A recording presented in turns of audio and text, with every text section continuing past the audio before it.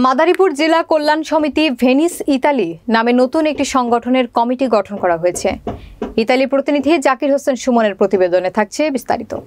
ভেনিসে বসবাসরত মাদারীপুর জেলার সকলকে একত্রিত করার লক্ষ্যে ভেনিসের চিতা মারঘেরায় হলরুমে রানা শেখের পরিচালনায় এবং শাহ আলম বয়াতির সভাপতিত্বে সভায় আনুষ্ঠানিকভাবে জামাল খানকে সভাপতি, ওবায়দুর রহমান লিটনকে সাধারণ সম্পাদক করে ৭১ সদস্য বিশিষ্ট কমিটি ঘোষণা করা হয়।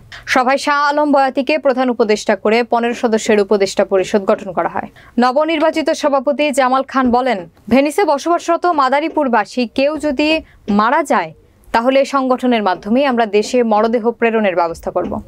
কেউ যদি বিপদগ্রস্ত থাকে আমরা তার পাশে দাঁড়াবো। এই সংগঠনের মাধ্যমে ভেনিসে বসবাসরত মাদারীপুরবাসীদের মধ্যে ভ্রাতৃত্ববোধ সৃষ্টি হবে। আমরা সংগঠিত না থাকার কারণে বিভিন্ন জায়গায় আমাদেরকে ডাকা হতো না, আমরা মূল্যায়িত হতাম না। আজ যেহেতু আমরা সংগঠিত হয়েছি, আমরা কমিটিতে একটি অবস্থান তৈরি করতে পারবো। নবনির্বাচিত সাধারণ সম্পাদক ওবায়দুর রহমান লিটন বলেন, ভেনিসে বসবাসরত মাদারীপুরবাসীকে ধন্যবাদ ও কৃতজ্ঞতা প্রকাশ করছি।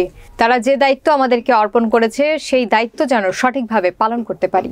পরিশেষে উপস্থিত সকলকে নবগঠিত কমিটি মিষ্টিমুখ করানোর মধ্য দিয়ে অনুষ্ঠানের সমাপ্তি ঘটে।